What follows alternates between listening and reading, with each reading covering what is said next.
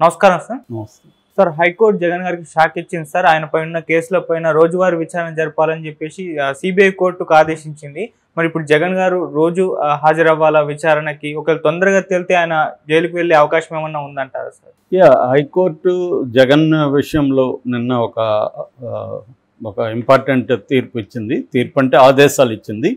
So దీనికి నేపథ్యం ఏంటంటే, జనసేనలో ఇంతకుముందు నాయకుడిగా ఉన్న కాపు నాయకుడు ఆయన హరిరామ్ జోగయ్య ఒక పిటిషన్ వేశాడు. అదేంటంటే, అక్రమాస్తుల కేసులో జగన్ని విచారణ వేగవంతం చేయాలి, రోజు జరపాలి, ఇది రెగ్యులర్గా జరగట్లేదు, జగన్ అయితే ఇప్పటివరకు హాజరు కాలేదు, ఆయన ముఖ్యమంత్రి కాబట్టి తనకి ప్రోటోకాల్ ఇవన్నీ ఉంటాయి కాబట్టి రోజు రావడం ఇబ్బంది అవుతుంది, ఎవ్రీ ఫ్రైడే రావడం అని చెప్పి ఆయన ఆపేశాడు. గత 5 ఏళ్ళ నుంచి అసలు ముందుకెళ్ళట్లేదు, 10 ఏళ్ళ నుంచి జగన్ ఈ కేసుల్లో బెయిల్ మీదనే బయట ఉన్నాడు అనేది ఆయన పిటిషన్ వేశాడు. మామూలుగా అయితే సుప్రీంకోర్టు అనేక మంది ప్రజాప్రతినిధుల విషయంలో త్వరగా కేసులను ముగించాలి అని చెప్పింది. అట్లాగే ఆర్థిక నేరాల విషయంలో కూడా త్వరగా కేసుల్ని డిస్పోజ్ చేయాలని కూడా సుప్రీంకోర్టు చెప్పింది.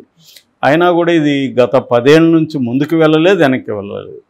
సో ఈ క్రమంలో హరిరామ్ జోగయ్య పిటిషన్ని నిన్న విచారించింది హైకోర్టు, తెలంగాణ హైకోర్టు. విచారించి జగన్కి నోటీసులు జారీ చేసింది. అట్లాగే సిబిఐ కోర్టుకి ఆదేశాలు కూడా ఇచ్చింది. అదేంటంటే, రోజువారీ విచారణ మొదలుపెట్టండి, ఈ కేసులో త్వరగా ముగించండి అనేది కూడా హైకోర్టు చెప్పింది.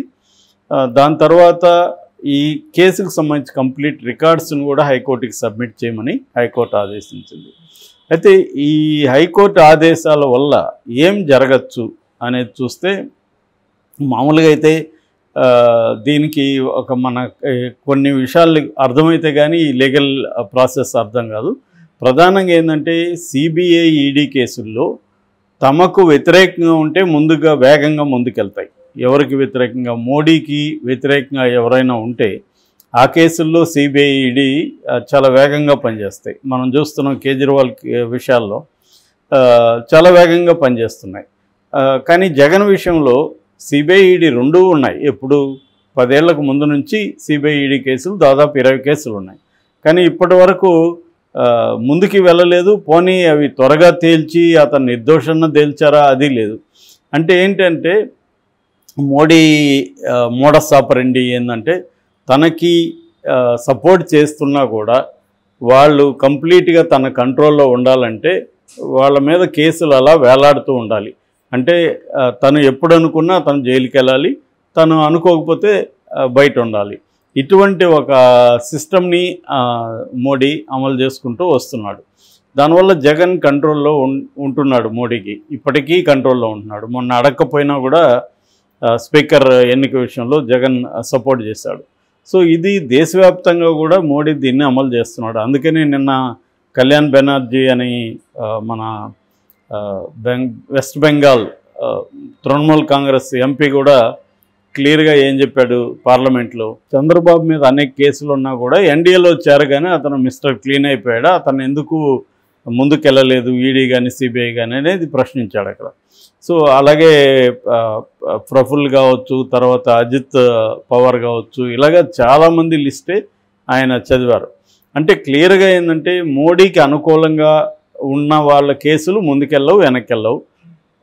వ్యతిరేకంగా ఉంటే మాత్రం చాలా వేగంగా ముందుకెళ్తాయి. ఇది జరుగుతుంది. అందుకని ఈడీ కేసుల్లో ఆ మధ్య కూడా మనం చెప్పుకున్నాం, కన్విక్షన్ రేటు చాలా చాలా తక్కువ ఉంది. సో ఎందుకు అంత తక్కువ ఉందంటే, ప్రత్యర్థుల్ని వేధించడానికే పెడుతున్నారు తప్ప కాంక్రీట్ ఎవిడెన్స్ లేవు. సుప్రీంకోర్టు కూడా కాంక్రీట్ ఎవిడెన్స్ లేకుండా కేసులు నడుస్తున్నాయనేది చెప్పింది. అంటే ఓన్లీ వాళ్ళ మోడస్ ఆపరెండి ఏంటంటే, ఈ 2 ఇన్వెస్టిగేటివ్ ఏజెన్సీలు ఎవరి మీదైనా ప్రత్యర్థుల మీద కేసులు పెట్టడం, వాళ్ళని వేధించడం, దాంట్లో మరికొంతమందిని ఇరికించడం, వాళ్ళని నయానో భయానో బెదిరించడం ఏదో చేసి వాళ్ళ దగ్గర అప్రూవర్లుగా మార్పించి వాళ్ళని అప్రూవర్ స్టేట్మెంట్లు తీసుకోవడం, ఈ అప్రూవర్ స్టేట్మెంట్లు బేస్ చేసుకొని తమ ప్రత్యర్థుల్ని అరెస్టులు చేయడం, వేల పేజీలు కేసు స్టేట్మెంట్లు డాక్యుమెంట్స్ని కోర్టులకు సబ్మిట్ చేయడం. దీనివల్ల ఏమవుతుందంటే కోర్టులు దాన్ని త్వరగా తేల్చలేవు. అట్లాగే ఫైనల్ ఛార్జ్ షీట్ వేయకుండా నిరంతరం అడిషనల్ ఛార్జ్ షీట్లు వేసుకుంటూ ఉండడం, దీనివల్ల వాళ్ళకి బెయిల్ త్వరగా రాదు. సో రెండోది పిఎంఎల్ఏ చట్టము మనం అనేకసార్లు చెప్పుకున్నాం, అది చాలా రిగరస్ యాక్ట్, దాని కింద పెట్టేస్తారు. సో ఈ మెథడ్ని మోడీ ప్రభుత్వం ఈ 10 ఏళ్లలో సిస్టమేటిక్గా అమలు చేసుకుంటూ వస్తుంది. అందువల్ల జగన్ కేసులు కూడా ముందుకెళ్ళలేదు. అయితే ఇప్పుడు నిజంగా వెళ్తుందా అంటే మళ్ళీ అగైన్ మోడీ మీద డిపెండ్ అయింది. మోడీకి జగన్ ఉన్న రిలేషన్షిప్స్ మీదే ఇది డిపెండ్ అయింది. అందుకని జగన్కి ఆ భయం ఉంది కాబట్టి మోడీకి సపోర్ట్ చేసుకుంటున్నాడు. చంద్రబాబు అయినా చంద్రబాబు మోడీతో ఎందుకు కలిశాడు, ఆయనకు కూడా భయం ఉంది కాబట్టి. కేసులు ఉన్నాయి, ప్లస్ ఎలక్షనీరింగ్ పోల్ మేనేజ్మెంట్ చేయాలంటే మోడీ అండుండాలని ఆయన చేరాడు. ఆయన లక్ రివర్స్లో పనిచేసింది. మోడీ కోసం ఆయన ఒకప్పుడు ప్రాకులాడితే ఇప్పుడు మోడీ ఆయన కోసం ప్రాకులాడే పరిస్థితి చంద్రబాబుకి వచ్చింది. సో ఆ విధంగా జగన్ కూడా మోడీ ఎలా జగన్ని ట్రీట్ చేస్తాడనే దాన్ని బట్టి ఈ కేసు ముందుకెళ్తుంది తప్ప వేరే ఏముండదు. కోర్టులు ఎన్ని చెప్పినా జరుగుతూనే ఉంటాయి. కోర్టు చెప్తుంది, సిబిఐ కోర్టు రోజు విచారణని ఏదో ఒక కారణంతో పోస్ట్పోన్ అవుతుంది. ఇప్పుడు యాక్చువల్గా 130 డిశ్చార్జ్ పిటిషన్లు కూడా చూసాం మనం. అది కంప్లీట్ వాదనలు విన్నాక ఆ జడ్జి ట్రాన్స్ఫర్ అయిపోయాడు.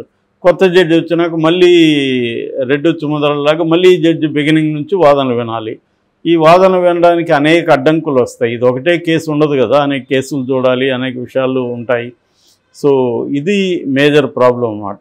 అందుకనే మనకి ఈ దేశంలో 5 కోట్ల కేసులు పెండింగ్లో ఉన్నాయి.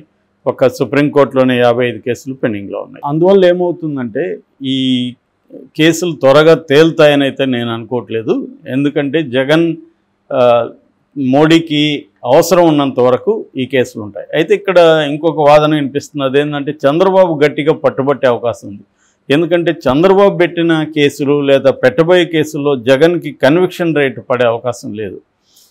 ఎందుకంటే ఇప్పటికిప్పుడు అవి తేలవు. మహా అంటే కొద్ది రోజులు జగన్ అండర్ ట్రయల్గా జైల్లో ఉండి రావచ్చు. చంద్రబాబు లాగా ఒక 1 month 2 months ఉండి రావచ్చు. జగన్ కూడా డబ్బులు ఉన్నాయి కాబట్టి జగన్ కూడా నేషనల్ స్థాయి అడ్వకేట్స్ని పెట్టుకుంటాడు, మేనేజ్ చేస్తాడు, బయటకు వస్తాడు. కానీ కన్విక్షన్ కానీ పడిపోతే జగన్కి పొలిటికల్ కెరీర్ అంతమైపోతుంది. ఎందుకంటే 2 ఏళ్ళ పైన కానీ పడిపోతే ఇంకా జగన్ ఇప్పుడిప్పుడే ఎలక్షన్లో కూడా నిలబడలేడు. తన జైల్లో 2-3 ఏళ్ళు ఉంటే బయట పార్టీని ఎవరు నడపలేరు కాబట్టి ఇబ్బంది అవుతుంది. సో అందుకని చంద్రబాబు గట్టిగా పట్టుబట్టి జగన్కి శిక్ష వేయించే కార్యక్రమం చేస్తాడా? ఎందుకంటే మోడీ దగ్గర చంద్రబాబుకి ఇప్పుడు పరపతి ఉంది కాబట్టి చంద్రబాబు రాష్ట్ర ప్రయోజనాల మీద పెద్ద పట్టుబడుతున్నట్టు ఇప్పటివరకు అయితే కనిపించలేదు. కాబట్టి తన పర్సనల్గా జగన్ని కంప్లీట్గా తొక్కేయాలనేది చంద్రబాబుకి కానీ లేకపోతే ఆ పార్టీలో ఉన్న అందరికీ ఉంది కాబట్టి సో ఇది మంచి అవకాశం. కేసులు ఉన్నాయి కాబట్టి దీంట్లో శిక్ష కానీ పడిపోతే, కన్విక్షన్ పడిపోతే జగన్ ఇప్పుడిప్పుడే బయటకు వచ్చే అవకాశాలు లేవు. సో అదేమన్నా జరుగుతుందా అనే పాసిబిలిటీ చూడాలి మనం. అంటే జగన్ అవసరం, చంద్రబాబు అవసరం, ఈ రెండింటి మధ్య మోడీ ఎలా బ్యాలెన్స్ చేయబోతున్నాడు అంటే చంద్రబాబుని మోడీ కన్విన్స్ చేయగలుగుతాడా, లేదు చంద్రబాబే మోడీని ఇన్ఫ్లుయెన్స్ చేసి ఈ కేసులో త్వరగా అయ్యేట్టుగా చూడండి మీరు అని ఆ ఏజెన్సీలు యాక్టివ్గా పనిచేస్తే త్వరగా కదులుతుంది కేసులు. ఏజెన్సీలు కానీ డ్రాగ్ ఆన్ చేయడం మొదలు పెడితే కోర్టుకు కూడా అర్థమవుతుంది వీళ్ళకి ఇంట్రెస్ట్ లేదని, కోర్టు కూడా దాని మీద ఏం ప్రెజర్ చేయదు. సో అందువల్ల ఇదంతా కూడా పొలిటికల్ బ్యాక్గ్రౌండ్లోనే మనం అర్థం చేసుకోవాలి. లీగల్ సిస్టమ్ కూడా ఇండిపెండెంట్ అని పేరుకే కానీ అదేమీ అంత ఇండిపెండెంట్గా ఉండదు. ఫైనల్గా పొలిటికల్ డెసిషన్ అనేది ప్రధానం ఇండియాలో.